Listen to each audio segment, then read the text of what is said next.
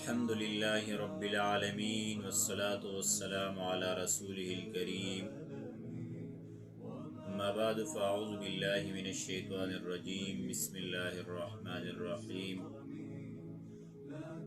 فتوحات بہنسا جن کا دوسرا مرحلہ پچھلے درس میں ہم نے ذکر کیا تھا کہ عمرو بن العاص رضی اللہ تعالیٰ عنہ نے ایک خط مدینہ طیبہ کی طرف روانہ کیا تھا۔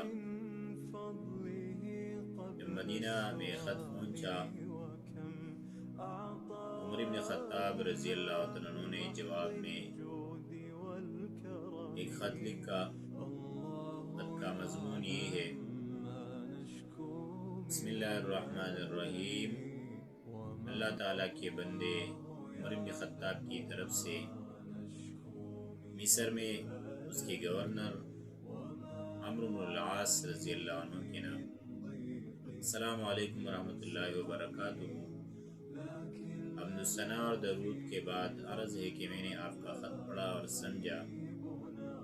جب آپ میرے خط کو پڑھ لیں گے تو فوراً اللہ کا نام لے کر گھوڑوں کو تیار کر دیں اور 10,000 لشکر خالد بن ولید کی کمان میں روانہ کر دیں۔ ان کے ساتھ زبیر بن عوام اور فضل بن عباس وغیرہ بہادران اسلام کو روانہ کر کے کفار کے علاقے میں یا اگر ان کو اسلام کی دعوت دے، اگر انہوں نے قبول نہیں کی تو پھر جزیہ ادا کرنے کا حکم دے، اگر یہ بھی قبول نہ کیا تو پھر صرف لڑائی اور جنگیں۔ جب شہر کا محاصرہ کر لو گے تو آس پاس کے علاقوں پر چھاپہ مار کارروائیاں شروع کر دو۔ سب سے پہلے 2 شہروں کا محاصرہ کر دو جن میں ایک مشہور شیطان سرکش جرنیل موجود ہے جس کا نام بطلیموس ہے۔ جب تک یہ دونوں مضبوط قلعے فتح نہیں ہوتے ہیں سعید کی طرف مت جاؤ۔ السلام۔ حضرت سالم رضی اللہ عنہ جلدی اس خط کو لے کر مصر میں پہنچ گئے۔ حضرت عمر اور حضرت خالد رضی اللہ عنہ قبطی بادشاہ کے بڑے خیمے میں بیٹھے آپس میں باتیں کر رہے تھے اور سالم باہر سن رہا تھا۔ حضرت عمر نے فرمایا کہ سالم نے بہت دیر کی۔ خالد رضی اللہ عنہ نے فرمایا میرا خیال ہے کہ پہنچنے والے ہیں۔ پھر اس نے میرے آہٹ محسوس کی اور فرمایا سالم ہو؟ میں نے کہا جی ہاں میں حاضر ہوں۔ وہ دونوں بہت خوش ہوئے اور پھر خط پڑھا۔ پھر مشورہ سے افواج اسلامیہ کو بلایا گیا کیونکہ مسلمان مصر کے مختلف علاقوں میں قیام پذیر تھے۔ اطلاع ملتے ہی صحابہ کرام جنگ کی طرف ایسے دوڑ کر آئے اس طرح فیاسہ آدمی ٹھنڈے پانی کی طرف دوڑتا ہے۔ جب سب لوگ جامع عمرو بن العاص میں جمع ہو گئے تو آپ نے خطبہ جمعہ دیا اور نماز کے بعد عمر بن خطاب رضی اللہ عنہ کا خط پڑھ کر سنا دیا اور پھر تشکیل شروع کی۔ خط کا مضمون جب مجاہدین نے سنا تو غضبناک شیروں کی طرح چھلانگیں لگا کر آگے آئے اور سب نے کہا ہم تیار ہیں۔ پھر عمر نے فرمایا کہ مجھے امیر المومنین نے حکم دیا ہے میں آپ پر شیر اسلام حضرت خالد بن ولید رضی اللہ عنہ کو امیر مقرر کروں۔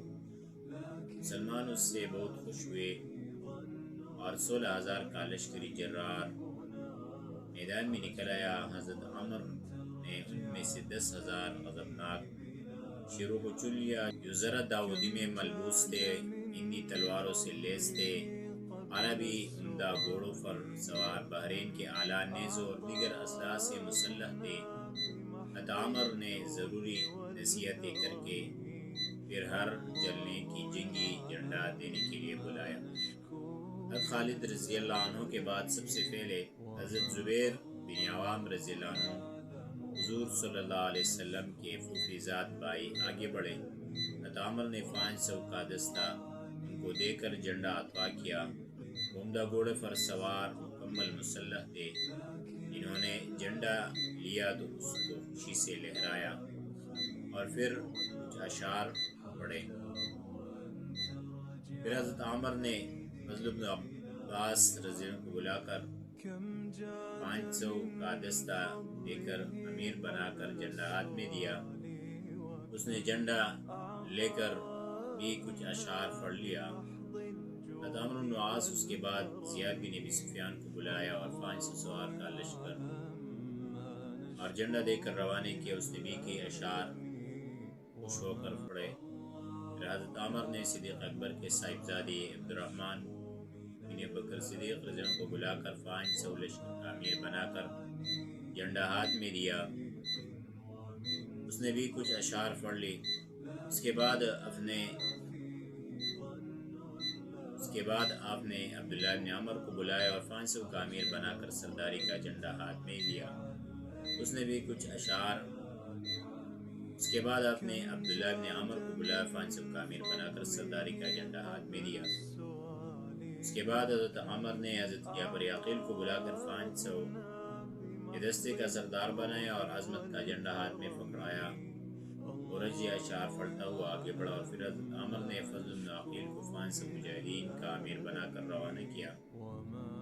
اس نے بھی خوشی کا اظہار کیا اور اشعار پڑھے۔ پھر آپ نے حضرت مقداد بن اسود کو بلایا، 500 کا امیر مقرر کر کے سیادت کا جھنڈا ان کو عطا کیا۔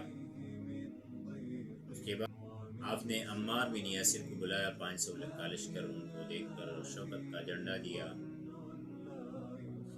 اس کے بعد آپ نے عباس بن مرداس سلمی کو بلا کر جنگی جھنڈا اور 500 کا لشکر دے کر روانہ کیا۔ اپنے بھی اشعار پڑھے۔ اس کے بعد آپ نے ایک مجاہدی انصاری کو بلایا اور 500 کا لشکر دے کر عظمت کا نشان عطا کیا۔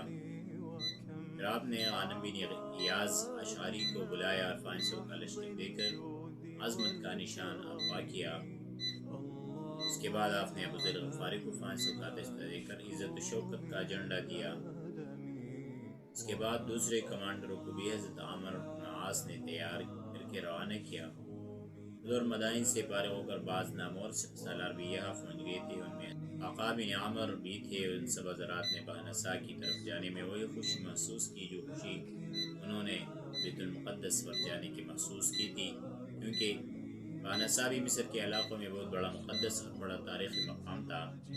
حضرت آدم علیہ السلام کے بیٹوں سے لے کر عیسیٰ علیہ السلام تک بہت سارے انبیاء کا یہ علاقہ مسکن رہا۔ صاحب فتح العجم فرماتے کہ صحابہ کرام کو حضرت عمر نے رخصت کیا۔ یہ لشکر ہمت و عظمت کی داستان لیے چل پڑا۔ بیوی بچے بھی ساتھ تھے۔ چلتے چلتے یہ لوگ مرج الکبیر مقام میں جا اترے جو شیر الجیزہ میں واقع ہے اور احناس و بہنسا کے قریب پڑتا ہے۔ پھر لشکر اسلام نے اپنے جاسوس کو ادھر ادھر دوڑا دیا تاکہ حالات کا پتہ چلے۔ یہاں ایک مشہور شیر تھا جس کا نام دہشور تھا۔ اس کا والی ایک سردار تھا جو بڑا سرکش اور مشہور بہادر تھا۔ یہ شخص کہتا تھا کہ میں بہنسا کے بادشاہ جرنیل بطلیموس کا ہم پلہ ہوں۔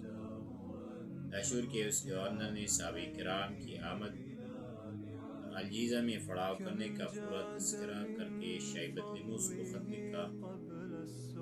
اسی طرح اس نے اشمنون، نفت، بجاوات، نوباس، سوڈان، اسوان اور بربر کے گورنروں اور بادشاہوں کو مبتلا کیا۔ چنانچہ ان گورنروں نے اس خبر میں ذاتی دلچسپی لی اور ممکن حد تک تمام افواج کو اکٹھا کیا اور سعید کا علاقہ بہنسا کی طرف مڑایا۔ لشکر کا ایک سیل روا باجے گاجے اور تلبلے سارنگی بجا بجا کر مختلف علاقوں سے لوگوں کو ساتھ ملاتا ہوا بہنسا پہنچا۔ سینکڑوں جنگی ہاتھی اور ہر طرح کا اسلحہ وافر مقدار میں صلیبیں اور دیگر ساز و سامان ان کے پاس تھا۔ بادشاہ بطلیموس نے ان کا شاندار استقبال کیا اور پھر اس طرح خطاب کیا: یاد رکھو، عربوں کے مثال کیوں کسی ہے، اگر بگاؤ گے تو بھاگ جائیں گے ورنہ گھس جائیں گے۔ ان کو تمہارے علاقوں کو لالچ پڑ گئی ہے، ہمت کی ضرورت ہے۔ میں نے قدیم کتابوں میں پڑھا ہے کہ جب عرب بہنسا کو فتح کر لیں گے تو پھر پورا سعید ان کے ہاتھ میں آ جائے گی۔ میں خود مقابلے کے لیے نکل جاتا، لیکن مجھے خطرہ ہے کسی اور طرف سے عرب بہنسا میں گھس جائے۔ بطلیموس کی تقریر جب جرنیل نے سنی تو سب نے تسلیم کیا کہ حقیقت یہی ہے۔ پھر بطلیموس نے اپنے خاص فوج میں سے 10,000 ایسے اشخاص کا انتخاب کیا جن کی بہادری کا بڑا چرچا تھا۔ بطلیموس نے ان سب پر ایک مشہور سرکش جرنیل مقرر کیا، جس کا نام بریز تھا۔ جرنیل بریز جب اپنی فوجوں کے ساتھ چل پڑا تو دوسرے گورنروں کی فوجیں بھی حرکت میں آئی اور سب کے سب نہایت شان و شوکت سے چل کر مقامی باب الکبرا پہنچے واقع سردار استقبال کے لیے نکل آیا اور پھر 10,000 کا لشکر حریث نامی جننے کی سرکردگی میں سے ان کے ساتھ روانہ کیا۔